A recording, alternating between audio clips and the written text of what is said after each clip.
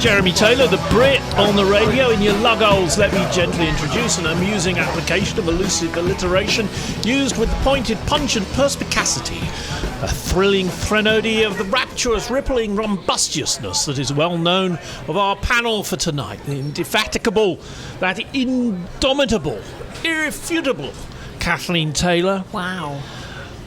The Transylvanian Dark Lord of literature and certain well-known pheromones, even off. Did you just say even off? Yes. Even Steven. Even off. Yeah. The most interesting in the man in the world's smarter brother, the magic Dr. Orlando. Yo. And gasting on our panel tonight, and please note I say gasting, not guesting. Just Josh. Good evening. Sound like texting. Without...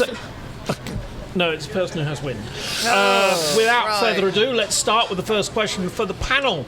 As rates of depression soar across the country, particularly in Washington, describe how you, as a group of manic depressives and Eeyores, how do you manage to remain optimistic and upbeat even when you're wishing to do away with yourselves? I will start with Dr. Orlando. I'm just going to refer our listeners back to last week. Evo was asked about his shirt in the middle of the podcast. And it looks like you're wearing a slight cool variation on that every same time. shirt. Yeah. A variation on the same shirt. Would you please share that story one more time for us? So this is an ancient Native American story, and it has to do with the duality of man. And women. And women, yes. So a little child, a Native American child, goes to the chief, and he's his grandfather, and asks for direction in life, and asks, "What should I do? Give me your wisdom." And the chief says, "Well, I gotta tell you this. There's a fight happening right now inside of me, and that fight is vicious." And on one side, and the fight is between two wolves. One wolf is arrogant, hateful, greedy, mean, and vengeful. The other wolf is kind, tolerant, understanding, and this battle is happening right now inside of me, and it's happening inside of you as well, and inside of every other person in the world. And the kid asked him which wolf is going to win. And the chief looked at him and said, "The one you feed." So the moral is you have a choice. You have to make a choice, and it has to be early. Which wolf are you going to feed? It will determine who you will become and what your legacy is going to be and how your life will unfold. So for me, that story is maybe something that I heard first, I'm going to say 10 years ago. Yeah. So it is something that is, as that story goes, is relatively new to me. But the philosophy behind it is for me, as old as I am. Like, for me, without question, there are environmental reasons to be pessimistic about this thing or that thing or the other thing. But as far as life in general, I firmly believe that your outlook on life is largely determined by your outlook on life. And if you enter all situations looking for the worst, you're going to find the worst. If, on the other hand, there is the possibility for good, there's the possibility for positivity, and you search that out, you're not going to focus on the negative stuff. So for me, it's not even so much a question of what do I do to maintain my optimism. I actually don't even think I'm an optimist. I think I'm going to misuse this term for all my philosophical friends. Please forgive me. Pragmatist. I look at what the situation requires and apply whatever tools I can to make the situation work the way that I want to. It's usually not a case of optimism or pessimism for me. Can I just point out that you've got two wolves, and a wolf that is despair and fear and rage Yeah. is going to be a hell of a lot worse when it's hungry. Yeah. And he's going to be also weak. You feed the good wolf, he's going to win. He can be angry as much as he wants, but when he's weak and you didn't feed him, he's going to die. And the good wolf will prevail. So, Kathleen, The why one don't you tell us feed, what you- Kathleen. The one you feed. Well, I'm going to feed a little. I have a joke here, and then I have a moral from the joke, Oh, okay? So gosh. hang on. Oh, wait. Just before you start, I want to point out, Yeah. last week I also prepared and sang the Sean Spicer Rhapsody. I want Which to was point wonderful. out. I It want was to the point. Scaramucci Rhapsody. I thought this. Scaramucci. Yeah. Will you do the You Don't Tango? you saw it then. Okay, so Oh, I you want found to it. point out no. that fucking Stephen Colbert, Stephen stole Colbert. my idea and did exact same thing a couple of days ago, only worse.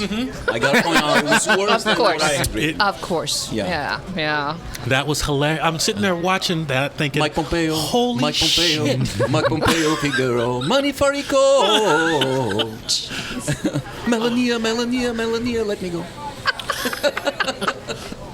I cannot top that, but I do have a joke. It's an old joke, and it's under this 12 tips for staying optimistic in tough times, and it goes, a mom and dad are worried about the extreme personalities of their 2 6-year-old boys. One is a complete pessimist and one is a complete optimist. And they can't figure out why they'd be so different. They take them to a psychiatrist. Now, the psychiatrist takes the pessimistic child and shows him to a room absolutely piled high with toys. Okay? Pessimistic one. Yeah, the pessimistic one. Room full of toys. The child bursts into tears. Why are you crying? Don't you want to play with any of your... He says, these are all yours. Why are you crying? Don't you want to play with any of your new toys? He says, I'm afraid I'll break them. Now, So, he takes the optimistic child and shows it into a room piled high of horse manure. And the child starts dancing around in delight and asks for a shovel. And he says, what in the world? What? Why are you happy and why do you want a shovel? He says, with all this horse shit in here, there must be a pony under there. Now, my take on this is a message to all the 1/3 of the country who still support Mr. Trump. It's quit being a fucking 6-year-old. Okay? This is a pile of shit and there is no pony under there. oh, Okay? There is no reason for optimism. so you twisted it Grow around. up. So you twisted it around. I like the metaphor. So the moral of your story is Grow up. So we had a completely question that was as far removed as possible from the Donald, and you still managed to I twist it managed. away Yes, I do towards Chancellor I'm Squirrelhead. really popular in my just workplace. Josh, what do you think? I'm a hetero white male. What the fuck do I have to be depressed about? That's a good optimist. beard? Yeah. Right. Exactly. My beard and that's it. Your tats are running. Yeah. That's Yeah. really. I mean, to be honest, I'm a pretty half full type of guy, and I live in a country that I can put a roof over my head. I can feed my kids. I have a job. There's lots of places in this world that, drinking water is a difficult. Healthy drinking water is difficult But are you to not get. just so, saying? Are you actually saying though to people? Effectively, is that a metaphor for pull your socks up? No, that is not necessarily what I'm saying. What I'm saying is perspective. Have a little perspective of your life and understand that there's common humanity out there and there are people that are worse off than you. Yeah. And with that, learning to ask for help when you need help, and there are people there that'll help you. Yeah. But the reality is there's more than just yourself. You mean there are people with Range Rovers older than mine? God. There are. You can't put on rose-colored glasses and just say, oh, it's all going to be all right. People have to take some action and help out other people, help situations improve. And when you do that, you feel better. Well, can I interrupt for just a second? If you must. I want to make It's not your clear turn. that we are not talking about depression. We're talking about outlook. Like, because all the things that we're saying, I think, have been used as weapons against people that are suffering from depression. And You got a I'm point, yeah. betting that none of us, Yeah. at least I know that I don't, mean to make it sound like if you're in a spot where things are beyond your control, that you are somehow to blame for that. Can I just, as a sort of the game master here, what I was really trying to do is to say, well, when you hear something on the news or what have you, whether you're a manic depressive or a manic optimist, what do you do to keep yourself going? What tricks, if you like, what do you have in your arsenal to keep yourself going? So, like Evo has his watch. Yes, but He's lost I it. can't find it, and we're going to lose again the trivia game Holy today because fuck. the lucky watch.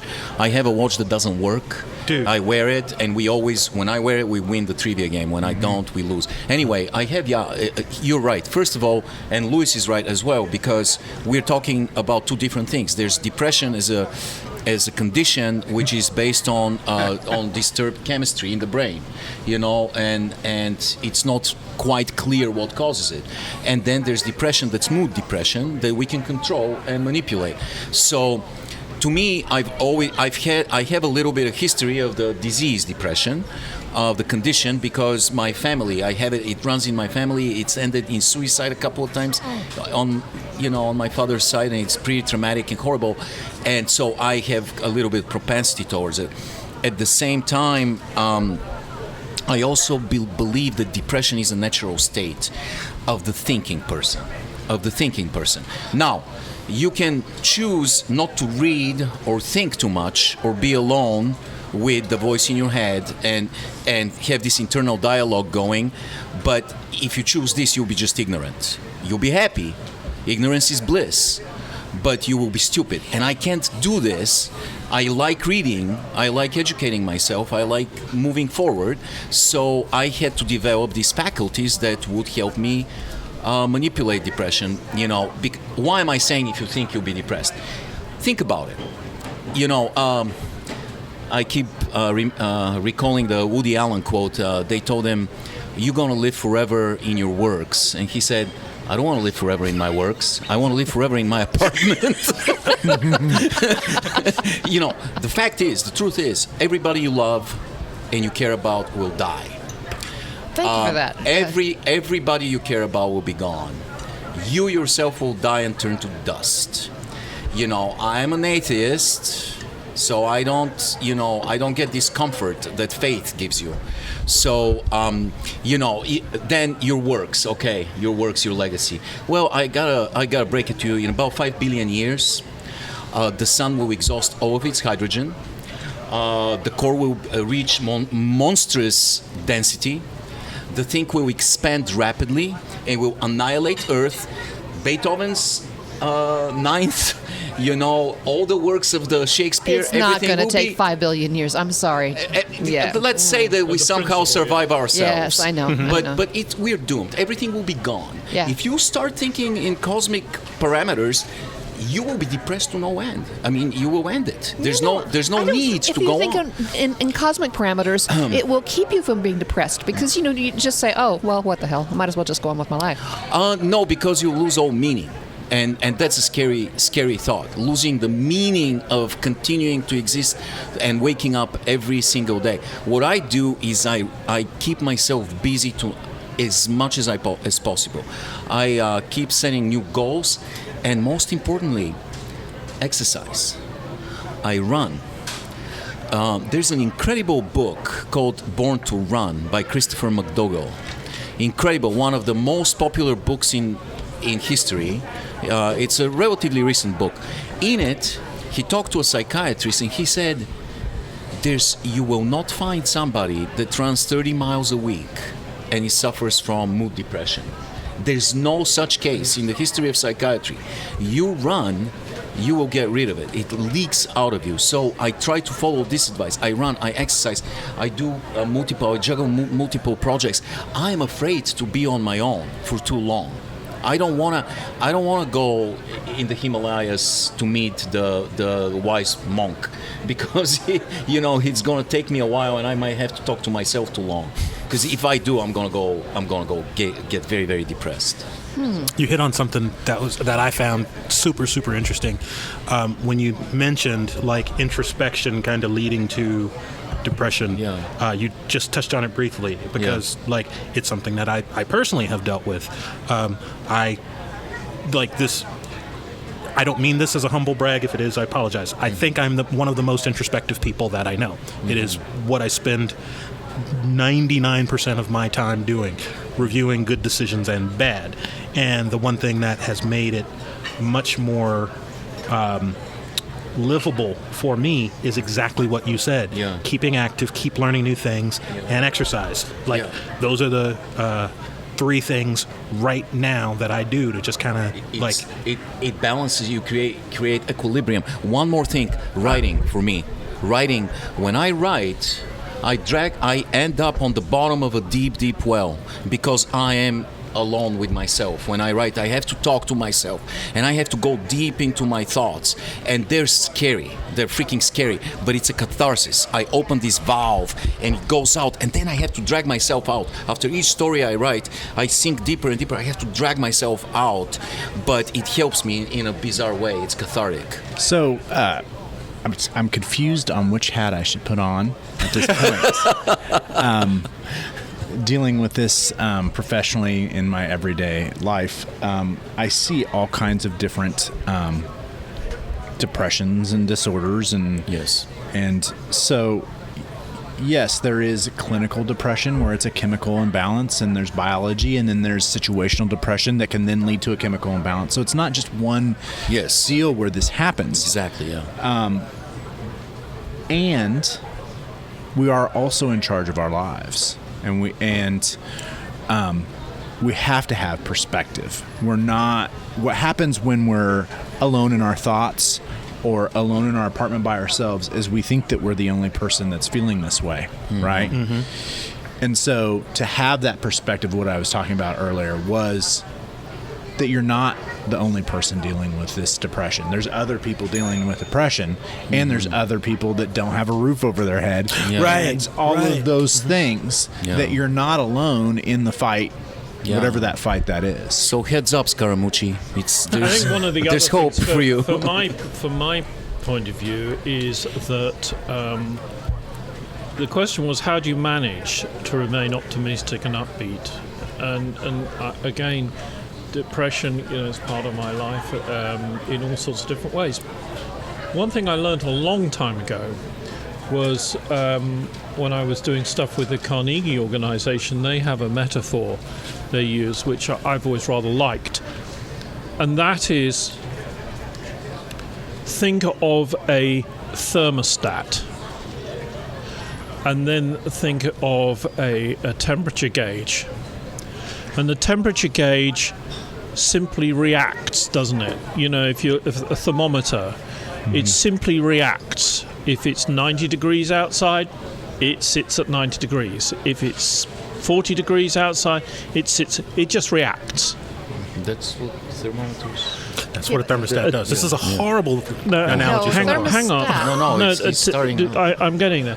But if you think about a thermostat, right? Yeah. Say the thermostat you have at home, you are able to control the heat. Right. Yes.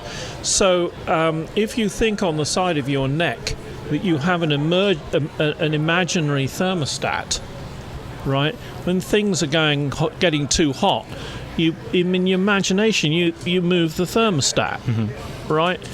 And so this saying of practice makes perfect, it doesn't. It makes permanent. And so the most important thing to do is when you're down in the dumps,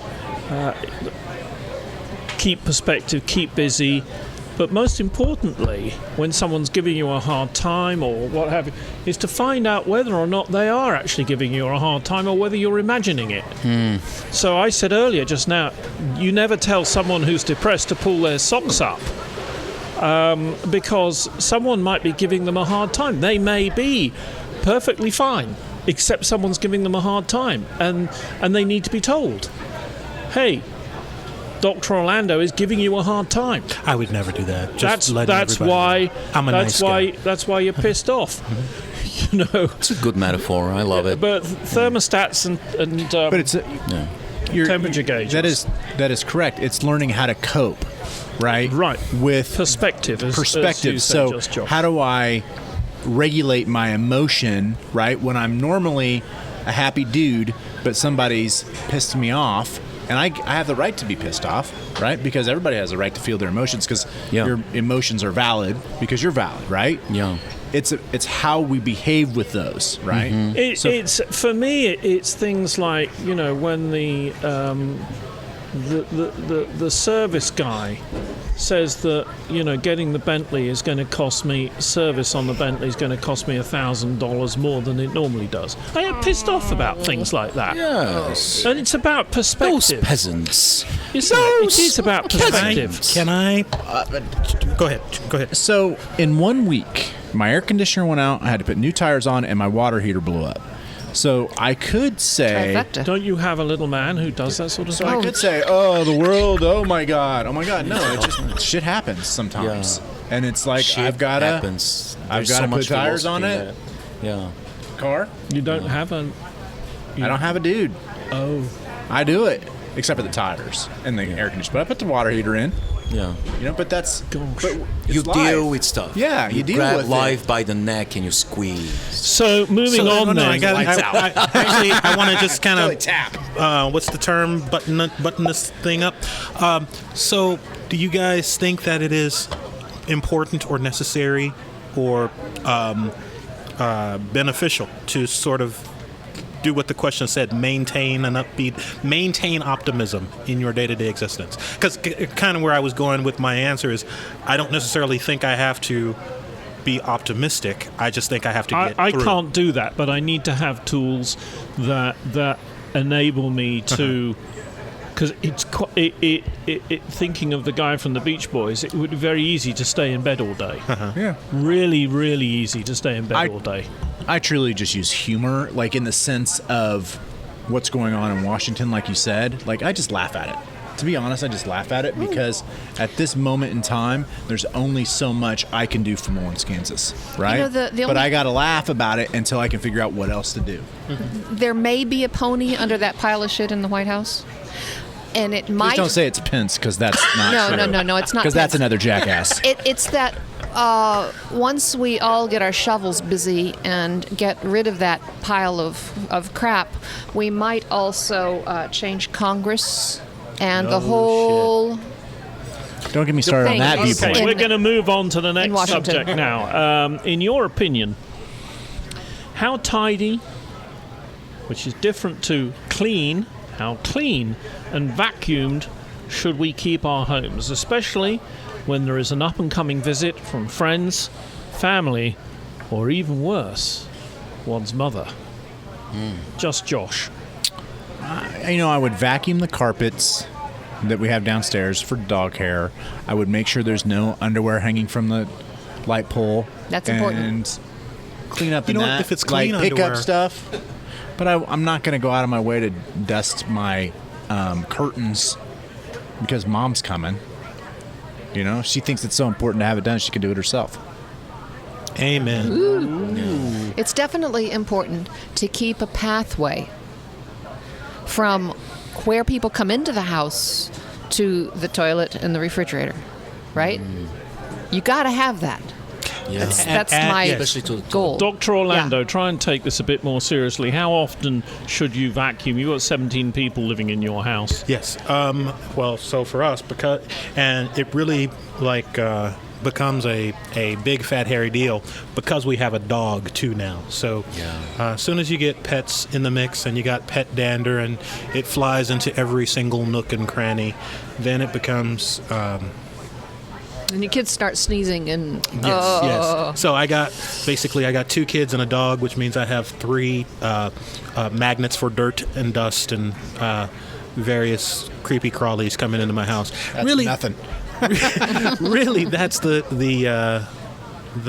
quantifier for me. I don't want creepy crawlies coming into my house. So for me, I just feel like it's less likely if I keep the house clean. Eva? I mean, you shouldn't clean too much, and because if it's too clean and tight, like if friends are coming or relatives, if it's too clean and tidy, they might try to come back. You know, you don't want to encourage that. I mean, I'll clean up. Yeah, Josh. My dad is a tidy man. Yes. And I don't go visit him because he doesn't want us to come visit. First of all, because does he cover 3 boys the furniture with? He's not that bad, Yeah. but his carpets are white. Oh, He has. I mean, it's just the old white carpet. So, the old white carpet. I mean, when I go he visit, probably has a Dyson. right? God damn it! Don't start me on Dyson. I think you started hate you on Dyson. That's right. Dyson. That's right. So even too tidy is, or too clean. I'm not going to hang it out. So, Kathleen, what about you? Wait, I'm sorry. I thought you. I was worried about the Dyson vacuum no, thing. I was saying I'm not gonna clean too much. I'll keep it relatively clean, but I'm not gonna move the dead bodies out of the freezer or anything. right. I'm not gonna go overboard. Agreed. And definitely not gonna buy a fucking Dyson. Now, the question You I want have chopped is, air? Does James Dyson. I got hello. chopped wind blower. Ooh, I've invented a vacuum with a rotating ball. Look at me. What an asshole. Well, you've invented nothing. He does. And This is kind of personal, isn't it? It's one of those assholes that are like British people that end their statements with ingenious. Ingenious. He says something and then you go, ingenious on TV. Sounds like the Pepper Pot ladies from Monty Python. Where did that come from? A bladeless wind tell me, blower. I'm just interested about the Bulgarian Empire. Ingenious. Do they even have vacuums in Bulgaria?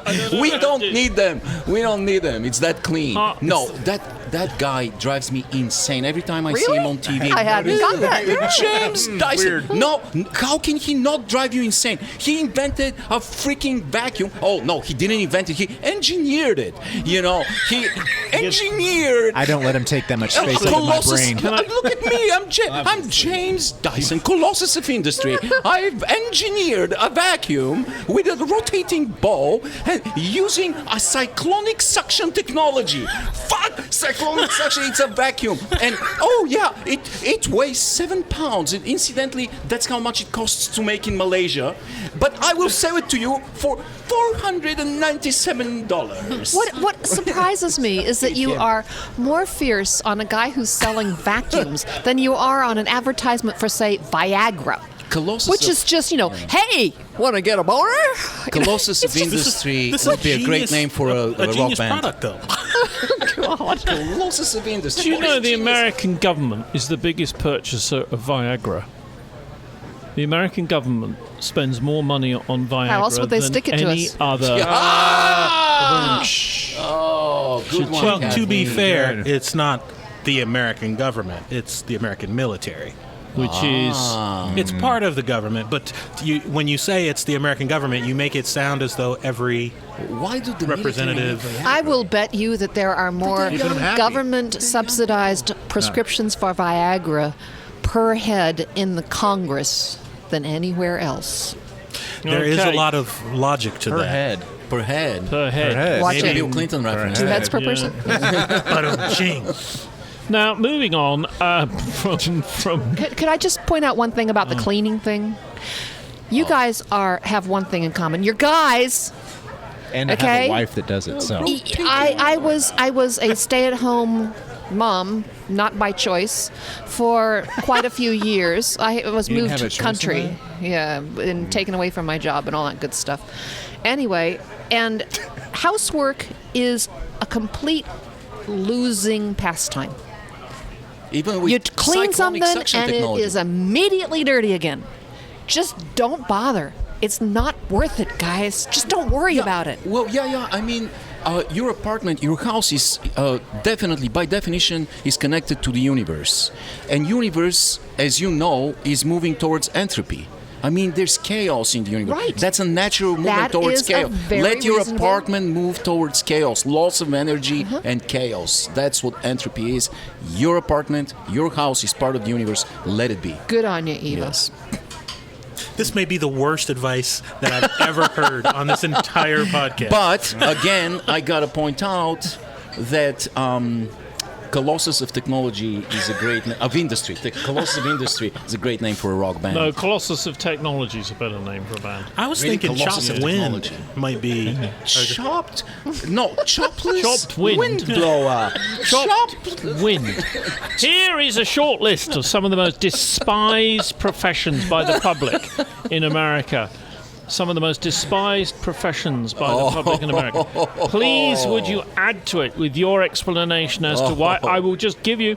So, Wall Street investors is there, Department of Motor Vehicles is there, solicitors, that's as in lawyers, insurance salesmen, anybody who has anything to do with the IRS, lawyers, political representatives with particular emphasis on lobbyists, barristers, car salesmen, attorneys, and real estate agents.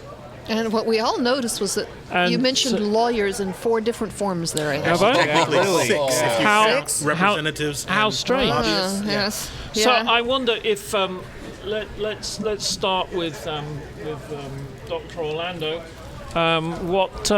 What would you have any professions that you particularly despise that you'd like to add to this list?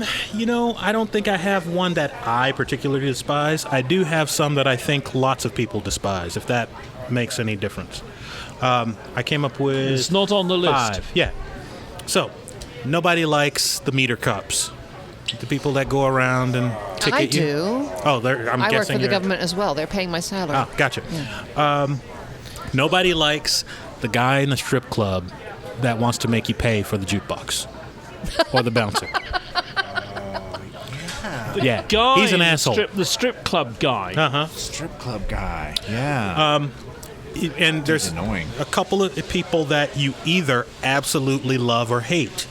They are the spiritualists / mediums / fortune tellers. Ooh. Either you go for it or you're disgusted by their. Fortune teller, yeah. And then there was this one group that I did. You can't really call it a profession, but I was just thinking like arrogant people in general, like the French. Like no, all Oh of us. well, I mean the French. Yeah. Yes, I mean it's not their fault. we don't have any listeners in France, so it's fine. I do, but it's not their fault. I mean, they don't shave under their arms for a start, Well, and see, they there eat you go. snails, which is all very strange. But You there shave we under are. your arms? No, Now, did you need an explanation as to why I picked those people? well, if you want. Yeah. Okay, so I'm looking at the list that you gave out to start with, Yes. and those people fall into 3 distinct categories. They are, Lawyers. well, lawyers fall into one of the 3 categories, and some of these lawyers fall into 2 of the 3 categories. You've got either bureaucrats, so they are the face of the man or government or oppression or however you want to classify the bureaucratic nightmare that is, Department of Motor Vehicles. Right. It's not that we necessarily dislike that person, we dislike that entity, and this person is the face of that entity. You've got the elite class, of which lawyers almost always fall into that group.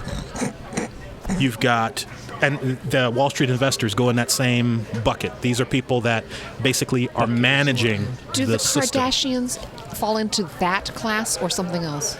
No. Are see, Kardashians a class all their That's just own of stupid people people. you can't yeah, stand? I would. That's exactly where I would put them. Okay, stupid. So, This is Kardashians are not a profession.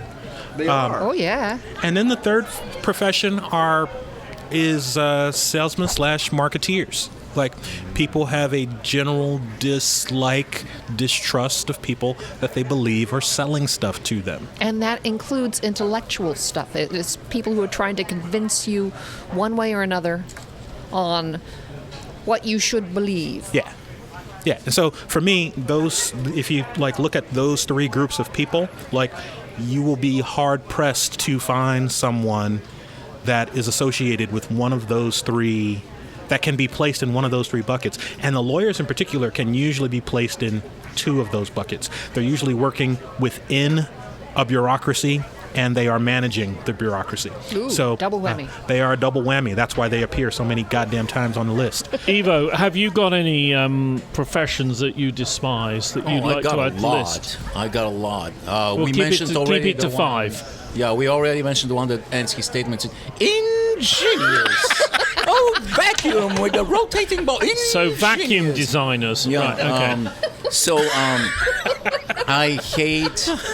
You know the guys that come to tow your car when you've parked. Ooh, tow truck operators. Those guys are monumental assholes because you show up and they're putting the car on.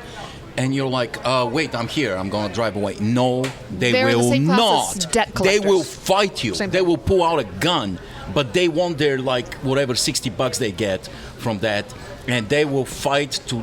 I mean, you're there. You're about to get in the car and leave. They will fight you for your own property. Those guys, I hate them. Not if you fill their truck full of fire foam. There's a particular kind of character that is kind of a mediary. He's like a middleman between the bank and is the repo guy, the repossessed guy that comes and kicks you out of your home. So those guys are total assholes. You have to be I by think definition they hate an asshole. themselves. Come on, to do something, you got to despise yourself. I hate the no talent show judges. Ooh. I hate these guys that have never sang a song, that have never performed anything. Like, what's his name? The most famous one. Simon I asked. Cowell. Simon. I haven't seen these guys do anything. Anything. Do a juggling act, you asshole. Engineer a fucking vacuum. Do something. You freaking. He can't even say ingenious, but he is the ultimate authority on everything. Oh, he likes to be sarcastic and to put people down. Oh, he's so capable of everything. You know, he's so competent. No, you're an asshole. And also the guys that are to the stage, like Ryan Seacrest guy, who doesn't do absolutely anything, but he gets like the $12 million contract a year. I don't know for what. So these are some of the characters that I'd say I'm not very happy with. Certain Kathleen. commentators on Kathleen, do you on who, news. Oh, pundits. Oh, Pundits. who- Okay, who pundits. ought to go Kellyanne. pund their way out of the I was thinking Alex out of the way. Jones. What? Alex Jones. Oh God. Oh, Rush Limbaugh. Oh, that's a new category. Stephen Miller made it today. Stephen Miller Jones. made it to the list. All right, they're professions, not people. Yes. Well, okay. But Profession. Sorry. the good thing, yeah. People who profess to be the font of all knowledge and really are just reading what's on the card in front of them. Yeah, So Alex Alex Trebek. Trebek. Yeah. There you go. Yeah. It's not too bad. I went first. Yeah. All right. Just Go for it. Josh. Try and So I keep it thought below about 20. this. I thought about this for a little bit, and you mentioned all the ones that I would say, but Right. the one that really gets me, and I'm going to offend some people here because they believe in it. Maybe. I don't know. I don't know you guys well enough just yet. But chiropractors.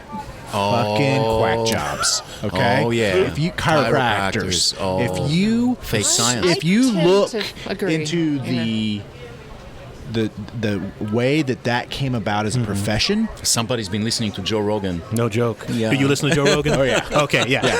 but not only that, but I had that opinion before. Yeah, Right. of course. Joe We Rogan. did too, yeah. Because they don't do anything. They don't. They move you around. They may kill you Yeah. Yeah. without your knowledge. Oh, yeah.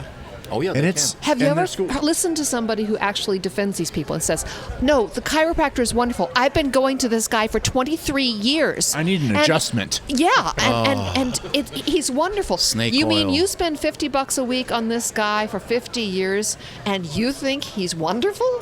Well, that's Exactly. what Jeremy does. Yep. Not for chiropractor. He's very nice. So yeah, I worked at a neurotrauma hospital in Wisconsin, and there were the speech language pathology group that was there. They were the first time I'd ever heard about the. Hang on a minute. Just a second. He's done everything, I swear. What the fuck are Every you single possible job in the You world. worked at a You- neuro... What? A What? neurotrauma hospital in When Wisconsin. your nerves have been hurt. He's done everything. When you've I swear. had a traumatic brain injury, Yep. there are specialized hospitals that you go to because once you've damaged your brain, you've got this litany of problems that you're going to deal with for the rest of your life, and this hospital specialized in treating those people.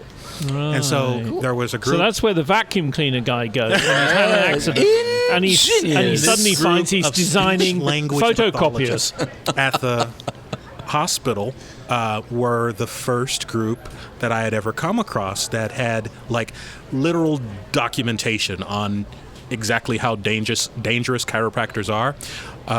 It was shocking when you start reading how many people have actually like been what's the word when you become a quadriplegic? When They've been Yeah. damaged by Paraplegic. chiropractors. Yeah, when they've They been had their spine severed. where I've heard stories like this. yeah. So Yeah. This is the good old technique that involves cyclonic suction technology. And the worst part of it all is insurance pays for it. yeah. Oh God, yeah. So interesting, an interesting point. list Great of point. an interesting thing. Fucking quack jobs. For me, it's quite easy. It's the TSA. TSA. I just saw a video of somebody walking through TSA with short shorts on, and they were examining her legs to see if there was anything on her legs. Oh, but you she are was so right. The airport person, you're so, So right. ridiculous. He has executive Yeah. power for about 1 minute of your life and wants to use it at all costs. Yeah. This is the ultimate example of a bureaucrat Yep. with, that's gone power crazy. They want to humiliate you, hurt you. And my other one is immigration officers, Oh yes, they're Again, they're power dogs. bureaucrat. Yeah, because there's two types of immigration officers. yeah. There's the career immigration officer who makes it out of the airport and works in an office somewhere. Yeah. And then there's the immigration officer that doesn't. Yeah. And they really ought to. They're people who would have been in the black shirts during the war. Moving on with the Wow. Scouts in the news recently, what organisations have you joined? Not including Wednesday Night Undressed. What organisations have you joined and then immediately regretted the decision, and why? Perhaps after the first meeting, just Josh.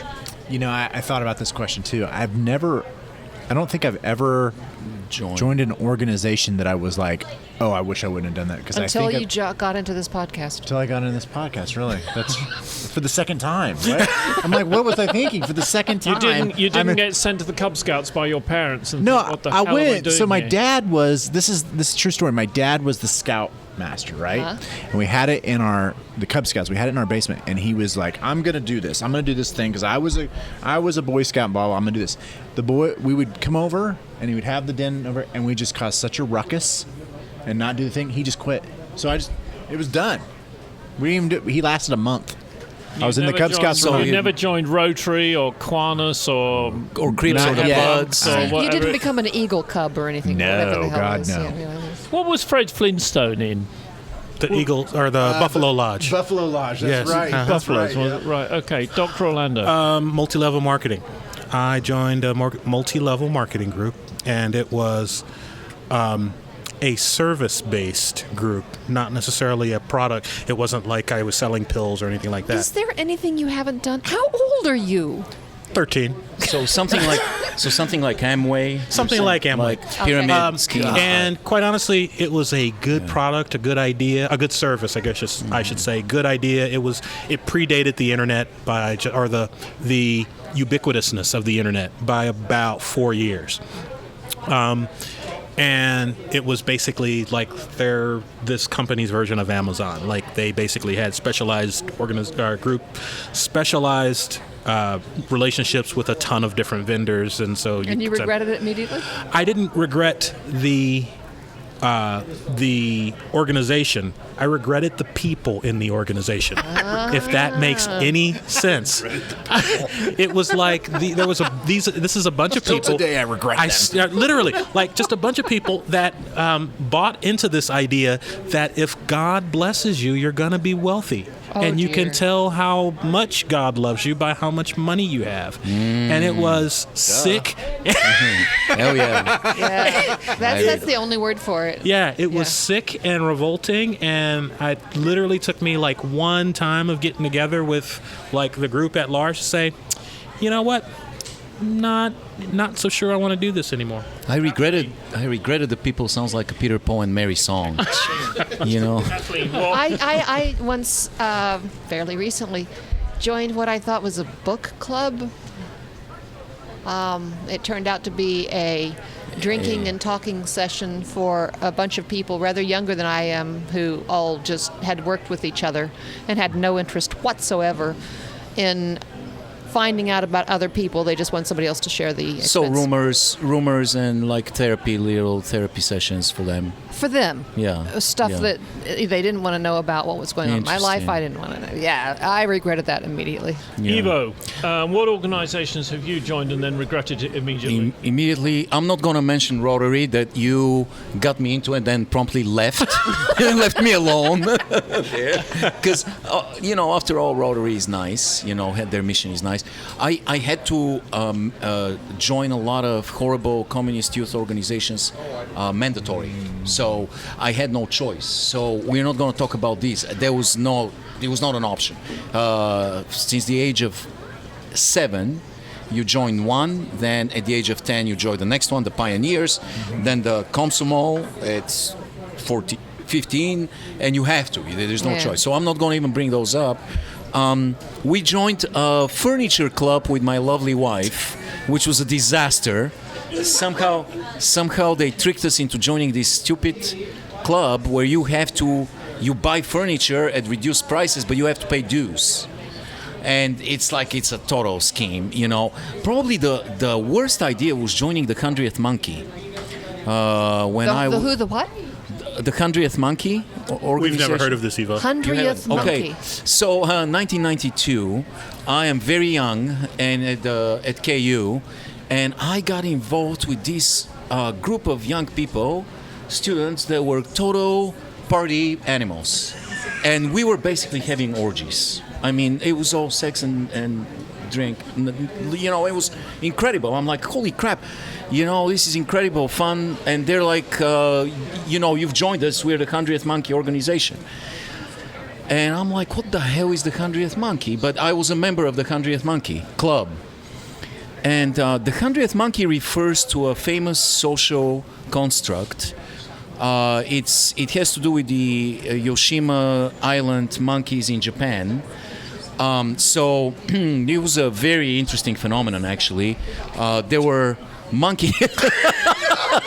Josh has just lost it. Okay, so in Japan, Try and keep up, Josh. Would you try and keep up? I don't know if interesting's the right word. No, not only You that, he haven't said been a member very. of an orgy club? He said very famous before he said interesting. So I've not heard of the club or Ingenious, the story actually. behind Or these it. monkeys. Yeah. So in Japan, there's an island that has macaque monkeys, and said macaque. this island is called Yoshima Island. So they're referred to as the Yoshima monkeys, and so at some point they eat sweet potatoes that are covered in sand. And they don't taste good. And one day, one of the younglings, one of the young monkeys Are they discovered. mashed sweet potatoes with the No, marshmallows same on it? finish. They discovered that if you wash the potato, it tastes better, and so the older monkeys started figuring out that they need to wash them. Weird. And for the longest time, only a certain number of monkeys were doing this, and the rest weren't, until the 100th monkey did it. Okay. And then it was like a threshold. The floodgates opened and all the monkeys started washing, but it took this one extra 100th monkey, and more amazingly, this phenomenon jumped from that island all over, and people don't know how it happened. How did it proliferate, the washing up? But they call this phenomenon in sociology the 100th monkey. So this organization was about anti-nuclear testing. And they felt they need to call themselves the 100th monkey because it's going to take one extra person to reach this critical mass when everybody's going to start fighting against When they're nuclear testing. So I joined them. Washing their sweet potatoes. Their sweet potatoes. So and fucking- so I joined the 100th Monkey organization, and literally 20 days later, they went to Nevada and they asked me to go to Nevada to protest about 60 miles north of Las Vegas, Nevada, to protest nuclear testing in this area north of Las Vegas. And for some reason, I couldn't go. I had some kind of obligation, but they wanted me to go. I almost went. And the next thing I know, they were all over CNN because they apparently started fighting with the police, and all of them got arrested. Like 700 people got arrested. I definitely would have been arrested. You know, I was a Then you would college have been foreign thrown student. out of the country. Yeah. And I was like, man, I am now gone, and the monkeys are yet again 99, you know, and no more 100th monkey for me. So that's it. Weird story. It's just interesting, you know. Next week, next week we will be talking about all sorts of interesting things. One of the topics for next week: what would be taboo for discussion on this podcast? What would be taboo? Was one of the things we'll be talking about. Well, next that's week. one of them. Yeah. So we want to thank our sponsors, Ivo. Somebody mentioned Zima. Zima is sponsoring us this week. Last week somebody mentioned Zima, and so I approached Zima, and they agreed to sponsor us with exactly $0 this year. And of course, this week. Dyson. Ingenious. And of course, Hastings, where you can rent any VHS tape your heart desires, mostly Betamax. They have a lot of Betamax. So I want to thank the team: Kathleen Taylor, Yeah. Ivo Ivanov, Dr. Orlando, Just Josh. I'm Jeremy Taylor. We'd like to thank also our producers and engineers, Neil Rasmussen, and of course, Eric, the producer. And as I say, Doctor Who's a woman. Get over it. You've been listening to Wednesday Night Undressed. Cheers.